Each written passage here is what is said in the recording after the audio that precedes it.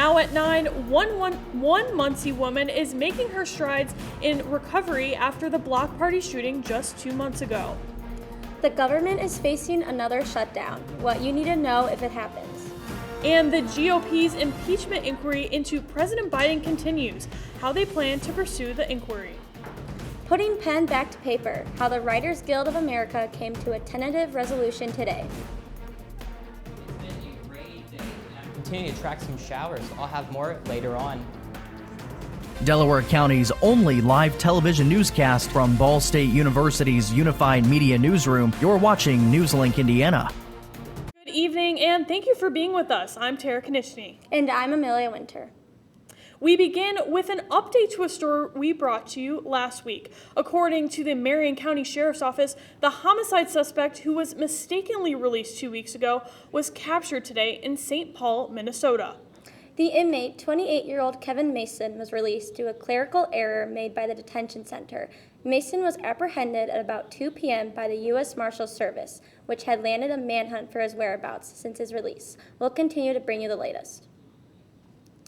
Almost 2 months after a mass shooting at Muncie Block Party left 18 injured and 1 dead, emotions are still high and families continue to look for answers. One woman who was injured that night sharing her story of resilience after being ran over by a car. Alex Almanza joins us now with her story. Alex? Yeah, thank you. After months of being in a wheelchair, Shaylin Orr is able to walk again. What was supposed to be a fun night with friends turned into terror. You know, I prepare for stuff like this. Like, I hate to think like that, but it's life. I wasn't prepared for this. July 30th. It's a day that will forever be known as the day Shaylin Orr's life, my life changed, and so many others would be changed. It was 1:15 a.m. when police responded to the area of South Hackley and East Willard Streets in Muncie on reports of multiple people shot. In Hackley on a shooting, at least 5 people shot. All units down here advise you have anyone with you that is not be seen by EMS. As gunfire erupted at a block party, dozens of people scrambled to get to safety, including Orr. And as she was fleeing, she was struck by a car and ended up being run over. As pandemonium broke out amongst dozens of people, Orr was left on the ground until paramedics came to her rescue. The EMT worker, he was like, no, stay with me, stay awake. You can't go to sleep yet, you gotta stay awake. And my oldest daughter, we were on the FaceTime, and she told me she didn't want me to leave her. She didn't want me to go live in the sky. She didn't want me to pass away, like how her grandma Amanda did. And I had to tell her, like, I refused to leave them. Like, I refused to leave my kids in this world without me. So I fought. I had to fight to stay alive. And Orr stayed in the hospital for weeks, and as she describes, the odds weren't exactly in her favor. My pelvic was fractured, and my spine was fractured, collarbone broken, ribs broken. And now, after so many weeks of pain, Orr is able to walk again, though not as swiftly as she used to. She says it's yet another baby step toward recovery. If God has a plan for you, there's something, you have a purpose. You just got to find your purpose. That's all. Like, I still don't know what my purpose is. I'm still looking for it. And now a community and its families still healing from that tragic night. And at least one family now with an empty seat at the dinner table. And again, Shaylin was in the hospital for almost 2 months, and definitely tragic, but we're glad to hear that she's recovering. A GoFundMe has also been set up to help Orr with some of those medical expenses. We'll also have a link on our website. You can go to ballstatedaily.com. But in terms of the person responsible for hitting Orr, police have not given her or us any update. But again, we'll keep you updated as this story develops. But again, really good to see Shaylin defying the odds and hoping for a speedy recovery. Thank you so much, Alex. And now transitioning on to weather, it was quite a rainy day out today. I had to get out my umbrella, and I know showers were on and off all day. They were. It was crazy. But now we're going to take it to Hunter with our weather. Yeah, it sure was a rainy day today. If you've been out looking at that regional radar here, you can see central Indiana is still continuing to have these showers and thunderstorms, and which will persist throughout the evening here. With our current temperatures here, majority of the area 66 in Muncie and a little bit warmer in Evansville of 72 degrees. especially warmer in the southern parts as they will have some more active weather tonight. But what do I have in store? Rain continues tonight with a chance of AM fog, but we will continue to have some warmer and drier conditions. I'll have that and more in my full forecasts. Thanks, Hunter. Now we turn to your national headlines. Congress is deeply divided, and if a deal to fund the government isn't reached by the end of the week, the American people will likely feel the effects. Karen Kefia is in Washington with the latest. If Congress can't reach a deal to continue funding the government by this weekend, federal operations deemed non-essential will come to a halt. While some of the nearly 4 million federal workers will stay on the job, others will be furloughed, unpaid, until the shutdown ends. 1 week without a paycheck could be devastating because people struggle. During the 2019 shutdown, hundreds of TSA officers called out from work, many of them to find other ways to make money.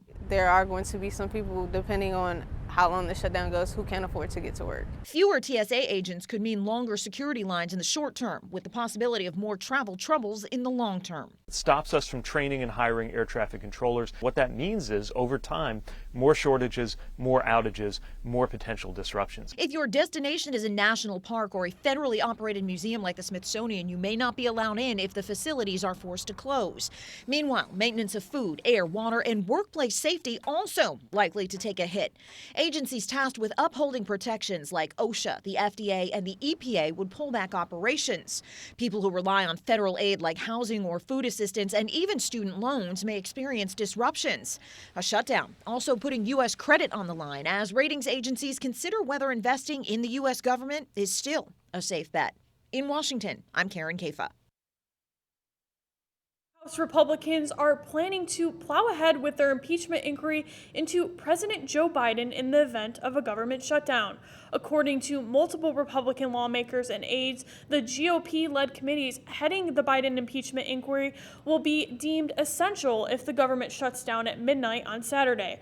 However, a lapse in federal funding could present logistical challenges. That's because committees will be seeking information from government agencies where many employees will be furloughed, making issuing subpoenas and hauling in witnesses for hearings more complicated than usual. Last week, the House Speaker Kevin McCarthy warned a potential shutdown would slow down House Republicans' efforts to continue to build their case for impeaching Biden. But some of the holdouts are undeterred, expressing confidence their investigations could continue uninterrupted. Just minutes ago, 7 Republicans making efforts to be their party's top alternative to Donald Trump in the 2024 presidential race started debates again tonight. Republican leaders, including Florida Governor Ron DeSantis, former Vice President Mike Pence, and former New Jersey Governor Chris Christie, among others, are on the stage at the Ronald Reagan Presidential Library in Simi Valley, California. The debate, happening now and hosted by Fox Business and Univision, marks a new phase in the GOP race, as the stage narrows from 8 candidates from their first debate in Milwaukee last month to 7. Former Arkansas Governor Isaiah Hutchinson didn't make the cut. Heightened qualifications and thresholds and further reductions loom for the third face-off in November. The WGA strike reached a resolution. How Hollywood is getting back on track. And Google celebrates a milestone next.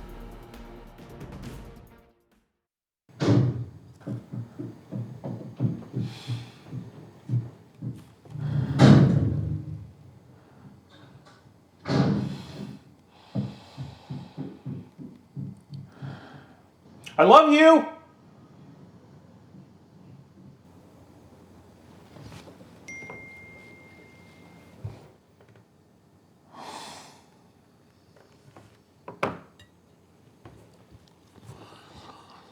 Prescription drug pricing points to corporate Freedom of the press is about your right to know. and Clark sheer athleticism. It's about your right to be informed. Today, there are real threats to press freedom Reaching residential areas. and your right to know about the world around us. We must protect our right to know, no matter what kind of news is important to you. Before it's too late. Understand the threats. ProtectPressFreedom.org. The central and midwestern U.S. averages more than 850 tornadoes each year, and lately, the number of floods has been rising in the region too. So chances are, there will be more twisters and floods near here again. And between school, sports, and social lives, chances are, you won't be with your kids when it happens. Will they know what to do? Ready.gov/kids has all the educational tools and information to make the conversation easy.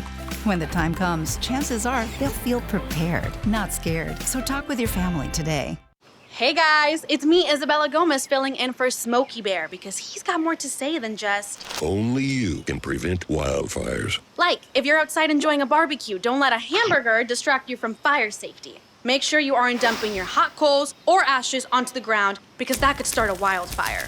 So take wildfire prevention seriously and let's save the world one day at a time. Juntos con Smokey Bear, podemos hacerlo. Go to smokeybear.com to learn more about wildfire prevention. Welcome back. Lights, camera, and action may soon return to Tinseltown. Leaders with the Writers Guild of America voted in favor of its members going back to work 1 minute after midnight Wednesday. John Lorink reports. It's almost time to start rolling the end credits for the long-running soap opera in Hollywood. Almost time. I feel tentatively great. I mean, it's a tentative deal, so I'm feeling really good. After 148 days of striking on the streets, leaders of the Writers Guild of America unanimously voted in favor of their members getting back to work Wednesday. The tentative contract with the major studios includes pay hikes, stronger benefits, protections against the studio's use of artificial intelligence, and guarantees for streaming compensation. Even if this deal goes through, we still have to get the actors paid because our words are meaningless unless we have our talented friends out there putting them on the screens. But there still may be another chapter or plot twist in this drama. The WGA tentative agreement is, by definition, not yet set in stone, and the Screen Actors Guild is still on the picket line. It's hard to say, oh, the strike is over. Well, the strike isn't over because we still have days to wait to get it rectified and to get it voted on by the WGA members. And then there's the question of our strike.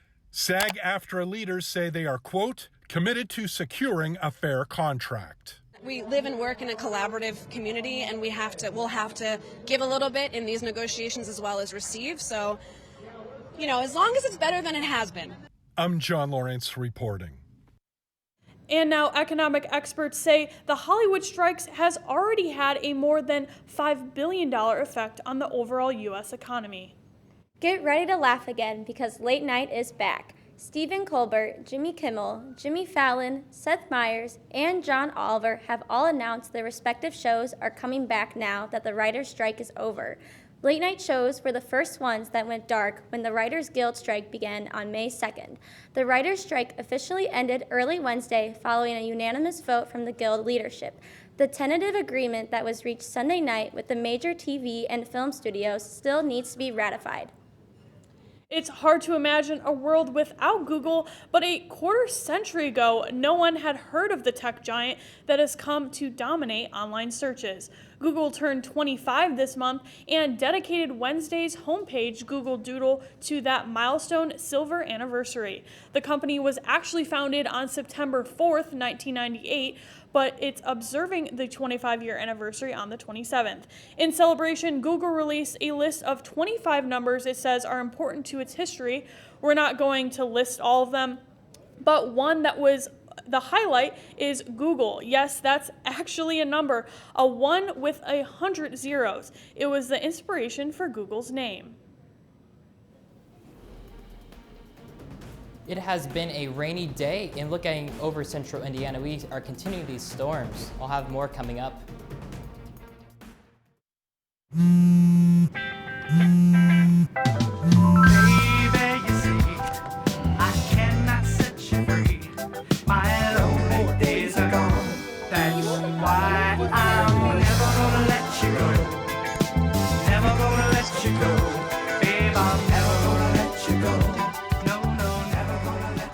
Here you go.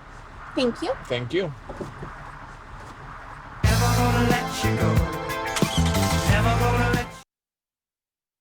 I think it's just vapor with flavor. It won't hurt my kid like cigarettes, right? Vaping is safer than smoking, isn't it? There's really not even that much nicotine in them, right? My kid? My kid knows it's dangerous. Get your head out of the cloud. Today, nearly 8,000 kids will start vaping, maybe even yours. Learn about the dangers at talkaboutvaping.org. Emotes say a lot, but they can't say it all. Think your guildmate is struggling? Try these dialogue options.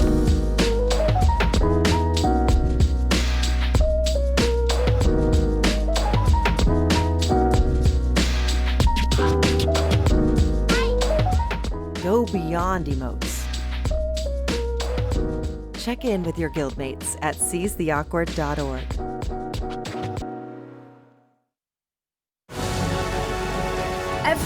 Every day, Millions of people are connecting and even though we're overcoming obstacles, watching each other's backs, and banding together. we should still make an effort. We should still make an effort to get to know each other, on a deeper level. Father, cosplayer, mentor. actor. It's time we take a step forward It's time we take a step forward, Come together. and discover how accepting our differences can make us stronger. Well, good evening. Welcome back. I'm weather forecaster Hunter Luzader. Let's take a look at that regional radar here. Like I mentioned earlier, we are having some scattered showers around central Indiana. Zooming in here, you can see that Anderson, places south are beginning those heavier pockets in which will continue to push northward as the night continues here. Looking at the current temperatures, though, it is 66 in Muncie, 63 in Indianapolis, and look at that, 72 in Evansville, in which they are going to see some more moderate rainfall than us due to those warmer temperatures, and they have a slight risk of severe weather this evening. Now, looking at the temperature change here, not much has changed except it is 3 degrees cooler in Indianapolis. Well, it is 2 degrees warmer in Muncie. Now, as we look at the temperature, rainfall today, it was a rainy day here. In the past 24 hours, we have actually gone up a little bit with our normal. It is 1.45 inches of rain, which we've had, which is not far from the 1.35 departure. So again, we really needed that rain with having that drought, but it will continue to be dry after tomorrow. As we go into tonight here, we're looking at some scattered showers with a low of 57 degrees. Wind southeast at 10 miles per hour with a 60% chance. So if you have any plans this evening, have that light jacket or the umbrella, as those cooler temperatures will make that rain feel a little bit more chilly. But not only will we have rain, we will have fog that will develop in our viewing area. By 8 a.m., we will have about half a mile visibility, but will continue to dissipate as we go into the afternoon here. And which caused that was with all the rain that we've had the past 24 hours. But like I mentioned, tomorrow, 8 a.m., nice and warm, 60 degrees with some rain, but we're going to end it for your evening commute with a high of 74. A nice breeze southwest at 5 to 10 miles per hour.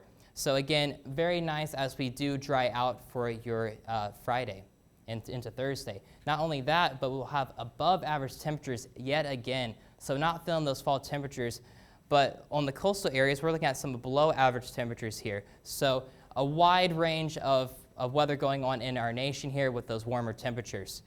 But for that 7-day outlook here, for the Ironman, it's going to be a pleasant day, 80 degrees. I would go and take advantage of those warmer temperatures. But as we go out through your weekend here, we're looking at some warmer conditions and pretty clear conditions with temperatures in the 80s. Yeah, and it looks like we're holding on to that last bit of summer. I am looking forward to cooler temperatures in fall, which was kind of like today. I like the little sweater weather. Yes. I got to wear a jacket today and pants, so I was very happy about that.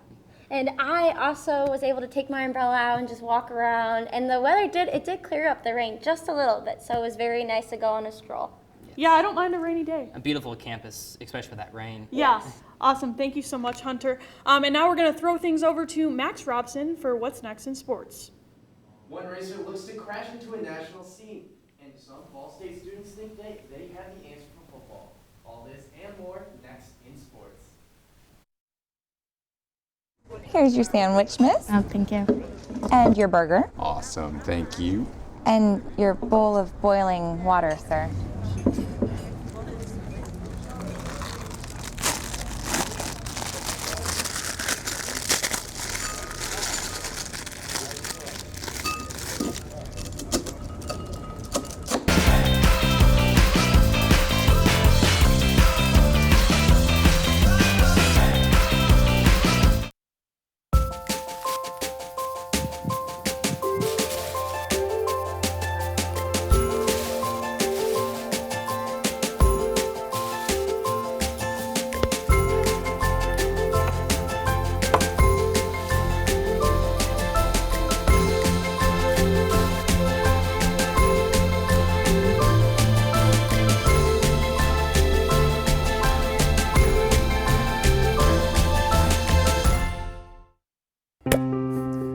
After retiring from the NFL, I've been able to spend a lot more time coaching my daughter's basketball teams. It's something I love to do. Through our games and our tournaments, we see all types of coaching, good and bad. And it begs the question, do we really know who's coaching our kids? Do they have the proper training and screening it would take for me to be comfortable with my daughters playing for that coach? Our Youth Basketball Association made the decision to use trusted coaches to screen and train all of our coaches. I'm a trusted coach. Are you? So if one cat has 4 kittens who reproduce every 6 months, how many cats will there be in 5 years? Who's got it? Is this... What is that? Seriously? Who threw that? Cats are terrible at math, but they sure do multiply. Please spay, neuter, and adopt. The solution is 10. Welcome back to NewsLink Indiana. I'm Max Robson with sports. Most people only use their car to get to and from locations, and once it has ran its course, the junkyard is the final destination. For one local teen, the road doesn't stop there for junk cars. NewsLink Indiana's Jace Miller has more. 3, 2, 1. The final countdown, drivers and fans here before chaos erupts. The motorsport of Demolition Derby is something you might see at your county fair, but in this case, the competition goes national. To be honest with you, you just kind of got to do it to see it, you know. At first, you'll be nervous throughout the whole day, or normally I am, and then definitely whenever we're about to pull out there. And once you get out there, you're a nervous wreck, and then once you make that first hit, it just goes away for me. It's like, I've did it quite a few times now, so it's like I just another day in the office. While it may be everyday clockwork, this time was a little different. Smith competed in one of the largest national level derbies at Meadow Mayhem in Champaign, Illinois. For most drivers, it is an accomplishment in itself to compete, but for the Selma resident, there's a deeper meaning. My whole life I've been going to watch Meadow Mayhem, and this year we figured, well, we might as well run. I mean, we're going anyway, we might as well run. I got Mad Dog in the heat, so I made it to the feature. I wasn't even trying to get Mad Dog, I just happened to get Mad Dog.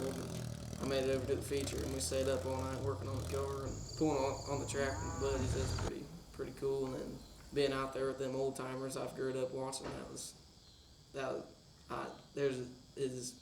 wild. Smith is no rookie to the sport. The 17-year-old has been behind the wheel since the age of 12.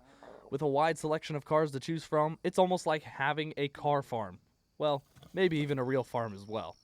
Smith intends to compete in the Delaware County Fall Show on October 14th at the Delaware County Fairgrounds. In Selma, Jace Miller, NewsLink, Indiana. Drifting over to the courts, the high school volleyball regular season is wrapping up, and the Yorktown Tigers continue to be a dominant force in Indiana year after year. Head coach Stephanie Bloom is no stranger to success, winning 4 state championships in her tenure with Yorktown. Bloom and the Tigers have continued their success this year, working their way to a 19-5 record in the regular season play. The Tigers won yet again yesterday in a 3-0 sweep against conference opponent New Palestine. With yesterday's win, the Tigers improved to a 7-0 record in conference play, clinching the Hoosier Heritage Conference title, Bloom's 13th in 15 years. The Tigers look to bounce back from the previous year's state championship loss and hold the gold as the season comes to the close. Passing over to the field, Ball State football looks to bounce back from a 40-3 loss against Georgia Southern. This loss propels the Cardinals to 1-3 on the season and 4th in the MAC West Conference. The Cards have had trouble trying to find an answer at quarterback position, with 3 different quarterbacks playing in 4 games. So far this season, they have passed for 667 yards so far and look to find more consistency through the air and in the remaining games. Ball State students feel like they have the answer to the struggles on the field. Well, they got blown out, and what they need to do is they need to start running the football better and to get Marquez Cooper involved in the offense more and run with the football. That's something that they could do to improve. And offensive line and blocking could improve too. Otherwise, you can't have a good running game if your offensive line is going to struggle. The Cardinals look forward to some action against Western Michigan starting at 3:30 on Saturday in Kalamazoo, Michigan.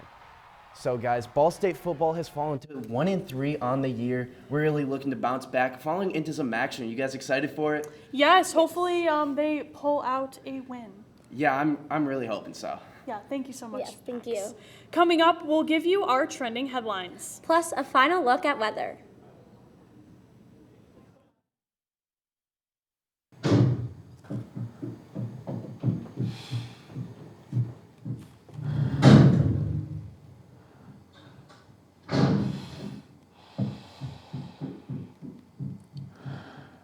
I love you!